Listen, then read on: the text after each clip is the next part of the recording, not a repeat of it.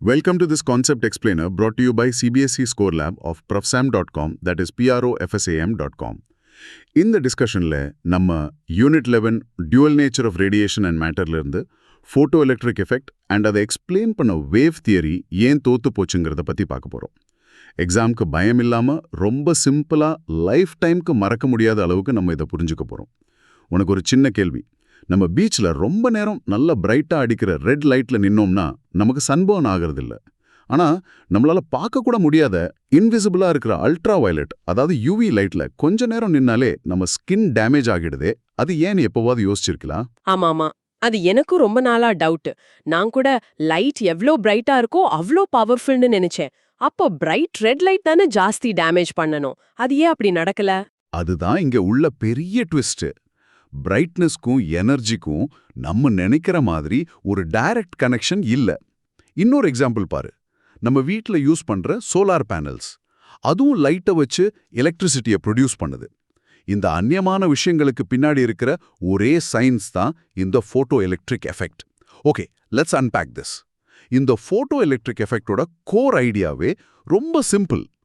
லைட்டுங்கிறது நம்ம நினைக்கிற மாதிரி ஒரு கண்டினியூவஸ் அலை, அதாவது வேவ் மட்டும் இல்ல, அது சின்ன சின்ன எனர்ஜி பேக்கெட்ஸால ஆனது. இந்த பேக்கெட்ஸ்க்கு பேரு தான் ஃபோட்டான்ஸ். ஒரு மெட்டல் சர்ஃபேஸ்ல இருந்து ஒரு எலக்ட்ரானை வெளியே கொண்டு வரணும்னா ஒரு மினிமம் எனர்ஜி தேவைப்படும். எனர்ஜி பாக்கெட்ஸா? ஒரு மினிட்.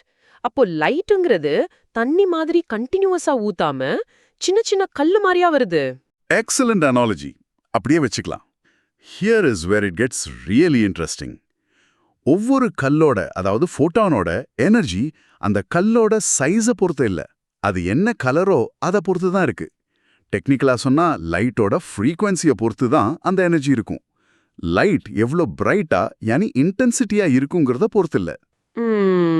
கொஞ்சம் குழப்பமா இருக்கு. இன்டென்சிட்டி வேறையா, ஃப்ரீக்வன்சி வேறையா? ரெண்டும் ஒண்ணு இல்லையா? இல்ல, புரியுற மாதிரி சொல்றேன்.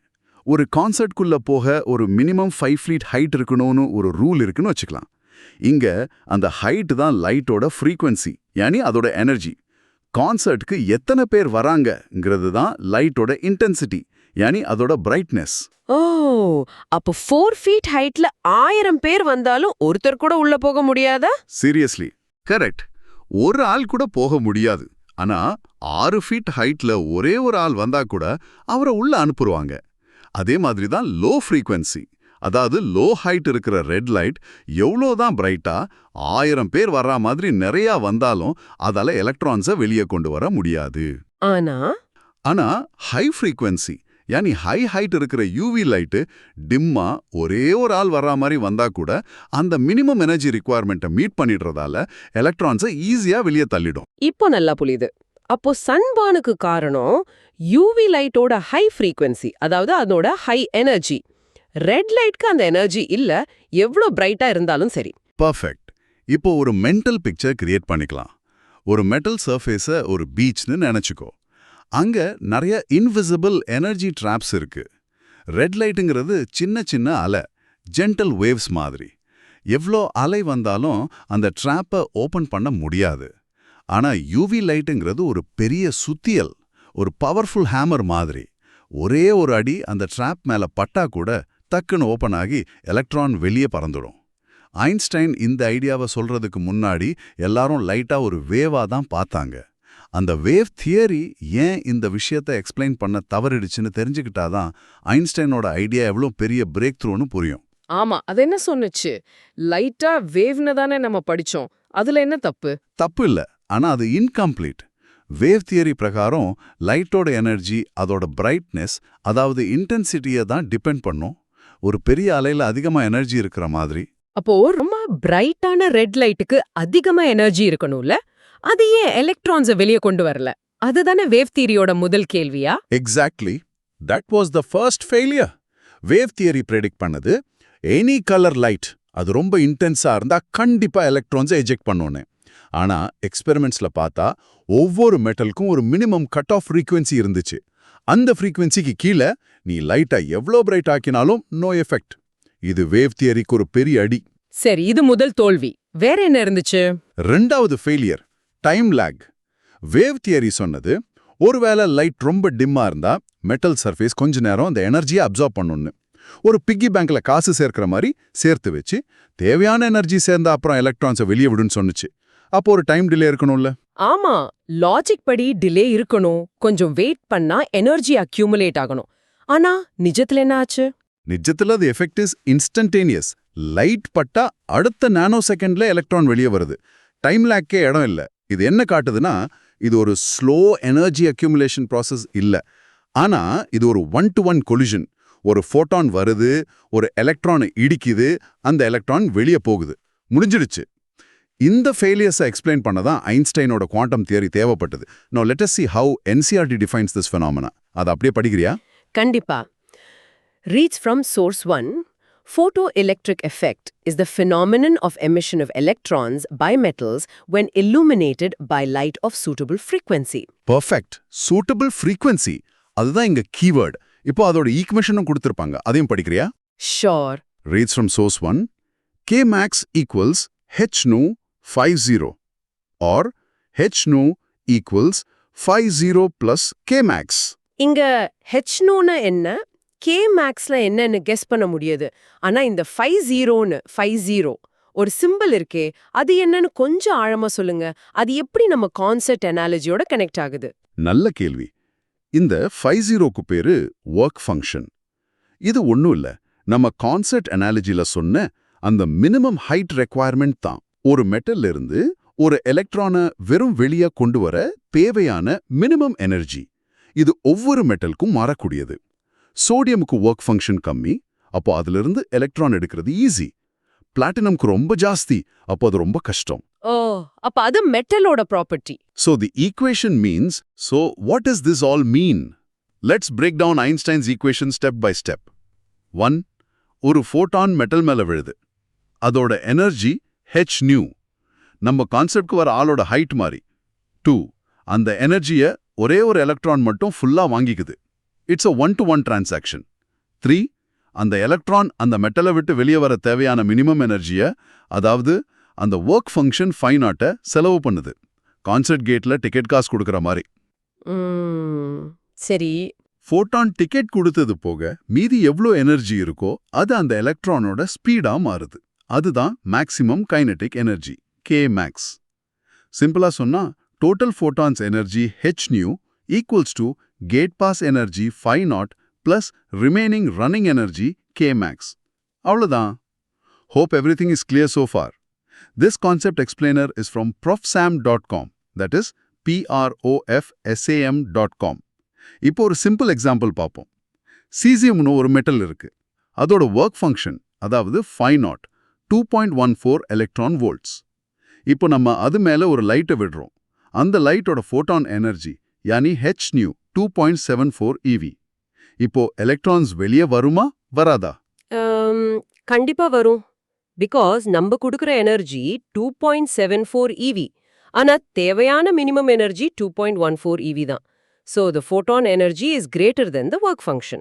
சூப்பர். அப்போ அந்த வெளியே வர்ற எலக்ட்ரானோட மேக்ஸிமம் கைனெட்டிக் எனர்ஜி யானி K max எவ்வளோ இருக்கும்? சிம்பிள் சப்ட்ராக்ஷன் தான். கொடுத்த எனர்ஜி 2.74 மைனஸ் செலவான எனர்ஜி 2.14. அப்போ மீதி 0.60 EV. அந்த எலக்ட்ரானோட K max 0.60 EV இருக்கும். கரெக்டா? அவ்வளவுதான் கான்செப்ட். இந்த light is made of particles idea ரொம்ப முக்கியம். நம்ம அடுத்த சாப்டர் ஆட்டம்ஸ்ல ஒரு எலக்ட்ரான் எப்படி ஒரு எனர்ஜி லெவல்ல இருந்து இன்னொன்றுக்கு தாவும் போது ஸ்பெசிஃபிக் கலர் லைட்டை மட்டும் வெளியே விழுதுன்னு புரிஞ்சுக்க இந்த ஃபோட்டான் கான்செப்ட் தான் பேஸ். இப்போ ஸ்டூடெண்ட்ஸ் பண்ற காமன் மிஸ்டேக்ஸ் பற்றி பார்ப்போம். இவை சைலண்ட் கில்லர்ஸ் மாதிரி நல்ல படிக்கிற ஸ்டூடெண்ட்ஸ் கூட தெரியாமையே மார்க்ஸை குறைச்சிடும். என்ன மாதிரி மிஸ்டேக்ஸ் அது? சொல்லுங்க. Mistake number 1. பிரைட்டான லைட்னா அதிகமான கினெடிக் எனர்ஜி.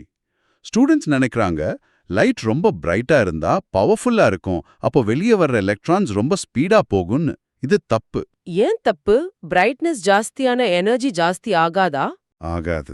பிகாஸ் பிரைட்னஸ், அதாவது இன்டென்சிட்டினா அதிகமான ஃபோட்டான்ஸ் வருதுன்னு அர்த்தம். நம்ம கான்செப்ட் அனாலஜி படி நிறைய பேர் வராங்க, அப்போ நிறைய எலக்ட்ரான்ஸ் வெளியே வரும், யானி ஃபோட்டோ கரண்ட் ஜாஸ்தி ஆகும். ஆனா ஒவ்வொரு எலக்ட்ரானோட ஸ்பீட் K max அந்த வர்ற ஆளோட ஹைட்டை யானி லைட்டோட ஃப்ரீக்வன்சியை மட்டும்தான் டிபெண்ட் பண்ணும். ஓ, அப்போ நான் கூட தப்பா தான் புரிஞ்சிட்டு இருந்தேன். அப்ப இன்டென்சிட்டி அதிகம்னா அதிகமா எலக்ட்ரான்ஸ் வரும், ஆனா அவங்களோட ஸ்பீட் மாறாது. ஸ்பீட மாத்தணும்னா ஃப்ரீக்வன்சியை தான் மாத்தணும், அப்படிதானே? Exactly. Remember, intensity equals quantity of electrons, frequency equals quality, அதாவது energy of each electron. இப்போ மிஸ்டேக் நம்பர் 2, frequency கம்மியா இருந்தாலும் ரொம்ப நேரம் லைட்டா வச்சா எனர்ஜி அக்யூமுலேட் ஆகி எலக்ட்ரான்ஸ் வெளியே வரும். இதுவும் அந்த வேவ் தியரியோட யோசனை மாதிரியே இருக்கு. ஆமா, அது லாஜிக்கலா தானே இருக்கு. கொஞ்ச நேரம் வெயிட் பண்ணா போதுமான எனர்ஜி சேர்ந்துடும்ல நினைக்கிறாங்க. அது ஏன் தப்பு? பிகாஸ் ஃபோட்டோ எலக்ட்ரிக் எமிஷன்ங்கிறது இன்ஸ்டன்டேனியஸ், ஒரு 1-to-1 கொலிஷன் மாதிரி. நம்ம கான்சர்ட்ல ஹைட் கம்மியா இருக்கிற ஆள் கேட்ல 10 மணி நேரம் நின்னாலும் உள்ள விட மாட்டாங்கல்ல, அதே மாதிரி தான். அந்த ஃபோட்டானோட எனர்ஜி, அதாவது ஃப்ரீக்வன்சி போதும்னா உடனே நடக்கும், இல்லைன்னா எப்போவுமே நடக்காது. அக்யூமுலேஷனுக்கு இடம் இல்லை.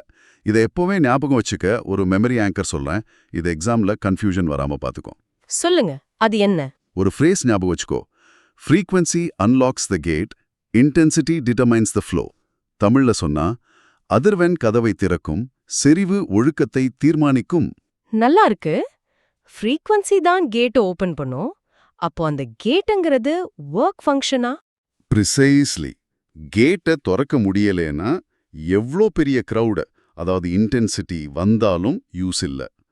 கேட்டு திறந்த அப்புறம் க்ரௌட் பெருசா இருந்தா நிறைய பேரு, அதாவது எலக்ட்ரான்ஸ் உள்ள போவாங்க. இதுக்கு ஒரு ஃபிசிக்கல் ஜெஸ்சர் கூட ட்ரை பண்ணலாம். எக்ஸாம்ல டென்ஷன்ல மறந்தா கூட இந்த ஜெஸ்சர் ஞாபகம் வரும். உன்னோட ஒரு கையை க்ளோஸ் பண்ணி கேட் மாதிரி வச்சுக்கோ. ஃப்ரீக்வன்சி த்ரெஷோல்ட தாண்டும்போது மட்டும் அந்த கையை ஓப்பன் பண்ணும். அப்போதான் எமிஷன். இப்போ உன் இன்னொரு கையால மழை பெய்யற மாதிரி பண்ணும். கேட் க்ளோஸா இருக்கும்போது எவ்வளோ மழை யானி இன்டென்சிட்டி பெய்ஞ்சாலும் ஒன்றும் ஆகாது. கேட் ஓப்பனா இருந்தா மழை அதிகமா பெய்ஞ்சா, ஏன்னா ஹை இன்டென்சிட்டி, அதிகமா தண்ணி, அதாவது எலக்ட்ரான்ஸ் உள்ள போகும். சிம்பிள். சோ இந்த டிஸ்கஷன்ல இருந்து எக்ஸாம்க்கு தேவையான 3 முக்கியமான takeaways. Number 1, light consist of discrete energy packets called photons. ஒவ்வொரு ஃபோட்டானோட energy E is equal to h nu. இது அதனோட ஃப்ரீக்வன்சி நியூவா மட்டும்தான் டிபெண்ட் பண்ணும், இன்டென்சிட்டியா இல்ல. நம்பர் 2, ஃபோட்டோ எலக்ட்ரிக் எமிஷன் நடக்கணும்னா வர்ற ஃபோட்டானோட எனர்ஜி அந்த மெட்டலோட ஒர்க் ஃபங்க்ஷன் 5 விட ஜாஸ்தியா இருக்கணும், இல்லைன்னா ஈக்குவலா இருக்கணும். அதாவது h nu greater than or equal to 5.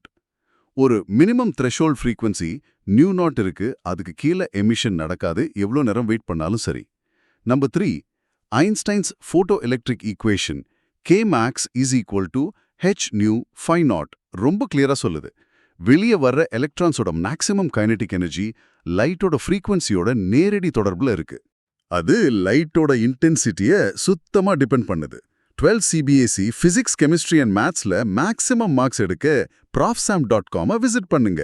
That is PROFSAM, right? Yes, PROFSAM.com. நம்ம அடுத்த இன்டெப்த் டிஸ்கஷன்ல சந்திக்கலாம்.